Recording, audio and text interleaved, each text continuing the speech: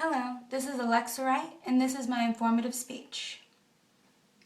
In 2012, a video was launched worldwide, collecting the heart and passion of millions of people. It completely overloaded our computers with social networking sites, blogs, and websites. Everywhere we turned, we could see this video, and it was called Stop KONY 2012. It was projected by the Invisible Children's Project, a charity founded in San Diego, California, but has spent most of its time in the heart of Uganda, Africa. The reason why they've been founded in Uganda, Africa over the last several years is because of a man named Joseph KONY. KONY has been preying on little African American children in their sleep and abducts them. He uses the women as sex slaves and the boys as child soldiers. He has developed a small army of 30,000 children that he has abducted over the last 26 years, making him the #1 international criminal in the world. Every list that you get from here to the UK has his name at the top for the FBI detectives who look for international criminals.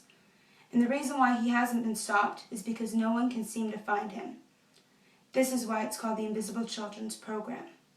The Invisible Children's Project is who have been researching these children who have gone missing, taken in the refugees and heard their stories and their cries, and are finally trying to fight back and do something about it. In 2011, Obama launched a campaign that sent 100 American troops to Uganda, Africa to fight and hunt for Joseph KONY. They've been there for a little over a year now and have not had any results. He has completely disappeared into the rainforest with 30,000 children as his child army to protect him. He began this army on his own, with no other help but his sole mission, just to capture and torture the lives of children. The Invisible Children's Project has done an incredible thing and has asked people to reach inside themselves just to become aware of something that is so impactful among millions of people all over the world. The Stop KONY 2012 project is going to take place in May, and they're going to deck out the state of California downtown and all of these posters with his face to raise awareness of what is going on in Africa. Not one single building will go without this poster on it in California, San Diego. And everyone who is involved with it have been involved with it since the very beginning. A bunch of little children and littles, young adults and old people have fought to make this a reality, and that 2012 will be the last year KONY can steal another child. One thing that really is what he makes the children do when they are captured. Now, it was already discussed that the rapes and the sexual abuse along with the child soldiers, but he also requires and enforces them to mutilate their victims. Some of the mutilations end in this.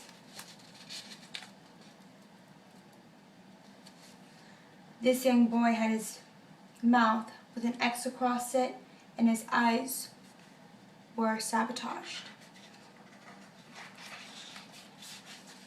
And this young woman's eye was completely gashed out and covered with skin. Joseph KONY is this man. Lord's Resistance Army.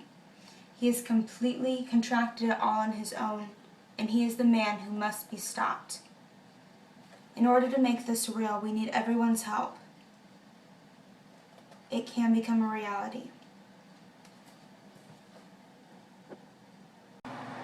Since this project has begun, Jacob, who is a survivor, has been able to fly to the United States from Uganda and talk to people in person in charities, funds, and local awareness programs.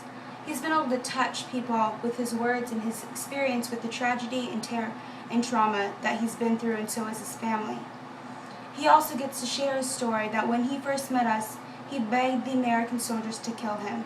He couldn't go on living one more day with what has happened to his family and what he awaited for in the future.